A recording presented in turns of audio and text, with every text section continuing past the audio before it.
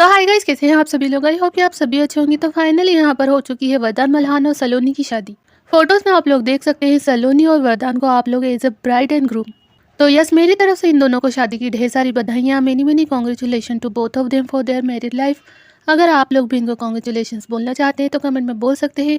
और अगर आप लोग इनकी हल्दी, मेहंदी, संगीत नाइट, सूफी नाइट्स की वीडियो देखना चाहते हैं तो मेरे चैनल पर जाकर देख सकते हैं। वहाँ पर मैंने अपलोड की हुई है, क्योंकि इन सभी लोगों ने हल्दी में, मेहंदी में, सूफी नाइट्स में, संगीत नाइट्स में काफ़ी ज़्यादा एंजॉय किया था, काफ़ी ज़्यादा डांस किया था।